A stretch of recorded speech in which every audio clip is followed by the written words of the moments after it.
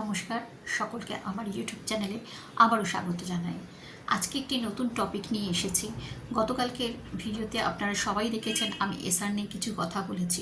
আশা করি আপনারা জানতে পেরেছেন যে এসআর কি হতে চলেছে, বিএলওরা কি যাবেন, আপনাদের সাথে কি তথ্য দেবেন, আপনারা কি তথ্য তাদের দেবেন, কিভাবে এসআরের ফর্ম পূরণ হবে, এগুলি সবই কম বেশি আমি কিন্তু সে ভিডিওর মধ্যে দিয়ে বলেছি। আজকে একটি নতুন টপিক নিয়ে এসেছে, যেটা হচ্ছে অনেকেই মনে করছেন যে এসআরের মধ্যে দিয়ে হয়তো নাম বাদ চলে যেতে পারে। না, একদমই না, ভুল কথা। কারণ দেখা যাচ্ছে যে এসআরের মধ্যে দিয়ে যদি কেউ তার তথ্য প্রমাণ না দিতে পারেন, তিনি স্থায়ীভাবে ভারতবর্ষের বসবাসকারী ভারতবর্ষের নাগরিক, তাহলে তারা সিএতে যেতেই পারেন, সিএতে তাদের নাম নথিভুক্ত করতেই পারেন। হ্যাঁ, এখন আসুন আমি আলোচনা করি সিএটা কি। দেখা যাচ্ছে যে নাগরিক সংশোধনী আইন, প্রত্যেকটি দেশে আমরা জানি যে অনেক মানুষ থাকে এদেশ ছেড়ে অন্য দেশে, তারা কিন্তু নাগরিকত্ব পেতে চায় তাদের ইচ্ছা অনুযায়ী, কর্মসূত্রে হোক, তাদের ভালোবাসার দরুন হোক, তারা কিন্তু অন্য রাষ্ট্রের নাগরিক হতেই পারে। কিন্তু সেই রাষ্ট্রে, ভারতবর্ষের ক্ষেত্রে, ভারতবর্ষে কিন্তু 12 বছর স্থায়ীভাবে বসবাস করতে হবে। মানে যে বছর আপনি আবেদন করছেন সেই বছরটাকে নিয়ে কিন্তু 12 বছর আপনি সেই সংশ্লিষ্ট রাষ্ট্রে বসবাস করছেন, তাহলে কিন্তু আপনি সেই দেশে নাগরিকত্বের জন্য কিন্তু আবেদন করতে পারেন, দাবি করতে পারেন না, আপনি আবেদন করতে পারেন। সিএএ হলো সেই নাগরিকত্ব সংশোধনী আইন, দেখা যাচ্ছে যেটি 2019 সালে কিন্তু কার্যকরী হয়েছে।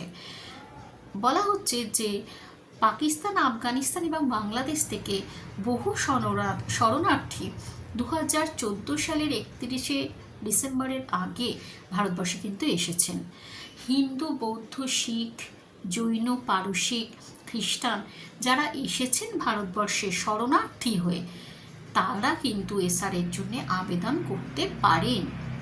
কারণ তারা তো শরণার্থী, তারা এখানে এসেছেন, তারা নিশ্চয়ই ভারতবর্ষের বৈধ নাগরিকত্ব এতদিন পর্যন্ত পাননি, তারা কিন্তু এই সিএতে গিয়ে আবেদন করতে পারেন। হ্যাঁ, এখানে বলি যে এখানে কিন্তু ফর্মের মধ্যে 9টি বিষয় কিন্তু তুলে ধরা হয়েছে। সেই 9টির মধ্যে যে কোনো একটি বৈধ সার্টিফিকেট কিন্তু আপনাকে সেই ফর্মের সঙ্গে যুক্ত করতে হবে। প্রথমেই বলি, সিএএতে যেতে গেলে আপনি অনলাইনে সেই সাইটে চলে যাবেন এবং সেখানে সেই ফর্ম ডাউনলোড করবেন। সেখানে যা যা বলা হয়েছে সেই তথ্যগুলো পূরণ করবেন এবং 9টি যে ডকুমেন্টসের কথা বলা হয়েছে তার মধ্যে কিছু কিছু ডকুমেন্টস যেমন হচ্ছে যে ধরুন আপনি যে রাষ্ট্রে ছিলেন সেই রাষ্ট্রের যদি কোনো নাগরিকত্ব বা পরিচয়পত্র আপনার থেকে থাকে সেটি, পাসপোর্ট যেটি আপনি এখানে এসেছিলেন এবং আপনার সেই পাসপোর্ট ভ্যালিড পাসপোর্ট নয়, অবশ্যই টাইম মেয়াদ শেষ হয়ে গেছে, সেই পাসপোর্টও আপনি দেখাতে পারেন। আপনি যদি সেই সংশ্লিষ্ট রাষ্ট্রে বার্থ সার্টিফিকেট পেয়ে থাকেন, সেই বার্থ সার্টিফিকেট, আপনার যদি সেখানে কোনো সম্পত্তি জমি থেকে থাকে তার কিন্তু দলিল, এগুলি কিন্তু বৈধ, এগুলো কিন্তু গ্রাহ্য করা হবে। এগুলির মধ্যে যে কোনো একটি যদি থাকে তাহলে কিন্তু এই দেশের নাগরিক হিসাবে আপনি কিন্তু সিএতে ফর্ম পূরণ করতে পারবেন। সিএতে ফর্ম পূরণ করার পর সংশ্লিষ্ট ফর্মের জন্য কিছু টাকা অবশ্যই আপনাদের কিন্তু ব্যাংকের থেকে চালান করে আপনাদের অবশ্যই দিতে হবে এবং তার ডকুমেন্টস কিন্তু জেলা শাসকের দপ্তরে জমা করতে হবে। এরপর MHA ফাইলটি আপনাকে ডাউনলোড করে নিতে হবে।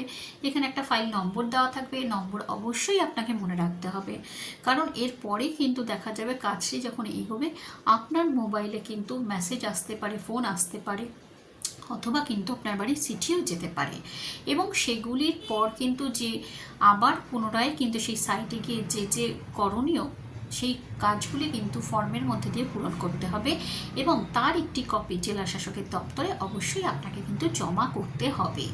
এইভাবে কিন্তু স্বচ্ছতার মধ্যে দিয়ে সিএর প্রক্রিয়া কিন্তু এগিয়ে চলেছে। সারা ভারতবর্ষের বুকে 25,000-এরও মানুষ কিন্তু সিএর মধ্যে দিয়ে ভারতের নাগরিকত্ব পেয়েছে। তাই এসআর হলো, আমরা কিন্তু ভোটের নাম বাদ চলে গেলেও আমরা ভয় পাচ্ছি। ভয় কারা পাচ্ছে? ভয় কারা পাবে? যারা স্বচ্ছতার মধ্যে দিয়ে ভারতবর্ষে প্রবেশ করেনি। ভয় কি আছে? বলা হয়েছে তো, যারা শরণার্থী হয়ে এই 3টি দেশ থেকে এখানে এসেছিলেন, যেসব ধর্মের মানুষের কথা বলা হয়েছে, অবশ্যই তো তারা নাগরিকত্ব পাবেন যদি তারা 2014 সালের আগে ভারতবর্ষে এসে থাকেন।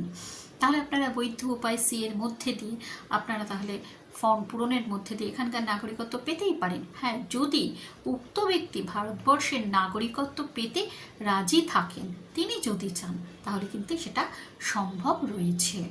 তাই আশা করব এ বিষয়ে কোনো সমস্যা থাকার কোনো কারণই নেই। হ্যাঁ, বিএলওরা অবশ্যই আপনাদের বাড়িতে যাবেন, সেখানে বিএলওদের সাথে আশা রাখবো যে আপনারা সহযোগিতা করবেন।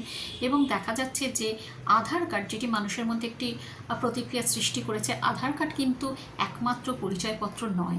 তাই আধার কার্ডের মধ্যে দিয়ে যে আমি প্রমাণ করব আমি এই দেশের নাগরিক, সেটা কিন্তু নয়। সেটা ভুলেও কিন্তু আপনারা মনে করবেন না, কারণ যে তথ্যগুলো চাওয়া হয়েছে সেগুলোই কিন্তু আপনাকে সাবমিট করতে হবে। সেগুলো যদি না হয় তাহলে কিন্তু আপনার ফর্মটি ক্যান্সেল হয়ে যাওয়ার সম্ভাবনা রয়েছে। তাই যদি অনেকে মনে করে থাকেন যে না আমি আধার কার্ড দিয়েই করব, সেটা আমরা কিন্তু নিয়ম সৃষ্টি করে দিইনি। নিয়মটি কিন্তু নির্বাচন কমিশনের দ্বারা কিন্তু সৃষ্টি হয়েছে। তাই মানুষ যদি একমাত্র পথ বলে মনে করে থাকেন যেগুলি বলা হয়েছে সেগুলির বাইরে কিছু তথ্য প্রমাণ, তাহলে কিন্তু একদমই ভুল। তা আপনারা আসুন, সকলে আমরা সহযোগিতা করে বিএলওদের সাথে সহযোগিতা করি এবং এসআরের কাজকে সুষ্ঠুভাবে আমরা এগিয়ে নিয়ে যাই এবং নির্বাচন কমিশনের যে কাজটি সেটাও সার্থক হোক এখানে। এবং যারা মনে করছেন যে এখানে বৈধভাবে বসবাস করেন না, হতেই তো পারে তারা হয়তো শরণার্থী, তারা কিন্তু অবশ্যই সিএর মধ্যে দিয়ে নিজেদের নাগরিকত্ব নিজেরা অর্জন করুন। অবশ্যই আপনারা ভারতবর্ষে ছিলেন, ভারতবর্ষে আছেন এবং ভারতবর্ষের বুকে থাকবেন। তবে হ্যাঁ, আপনারা সকলে বৈধভাবে বসবাস করুন, কারণ এরপর দিন আসছে আবার হয়তো কিছু প্রবলেম আসতেই পারে। তা সেই জন্যে আমাদের হাতে যখন সুযোগ এসেছে তখন এই সুযোগটিকে আমরা কাজে লাগাই এবং এসআরের মধ্যে দিয়ে সিএর মধ্যে দিয়ে আমরা কিন্তু ভারতবর্ষকে সুন্দর সুষ্ঠু করে গড়ে তুলতে পারি। আপনার চারপাশে যে মানুষগুলি আছে সেগুলি আপনার দেশের নাগরিক কিনা হয়তো আপনার জানাই নেই, আপনার প্রতিবেশী আপনি জানেন না, হতেই তো পারে। সেরকম অনেক প্রমাণ তো পাওয়াই যাচ্ছে আজকে, সেটা হতেই পারে। তাহলে আপনার যে পাশের মানুষটি সে আপনার সাথে রয়েছে, বসবাস করছে, আপনারই মতো কিনা, সে আপনারই মতো ভারতবর্ষকে ভালোবাসে কিনা, ভারতবর্ষের অধিবাসী কিনা, সেগুলো তো জানার অধিকার আমাদের নাগরিক হিসাবে রয়েছে। তাই আসুন, স্বচ্ছতার মধ্যে দিয়ে সকলেই কিন্তু এগিয়ে যায় এবং এই কাজটিকে সুন্দর সুষ্ঠুভাবে আমরা পরিচালনার মধ্যে দিয়ে কাজটিকে সফল করে তুলি। আমি আবারও নেক্সট একটি ভিডিও নিয়ে আসবো, কিছু গুরুত্বপূর্ণ ইনফরমেশান সত্যিই আনবো। আর ততক্ষণের জন্য অপেক্ষায় থাকুন। ধন্যবাদ।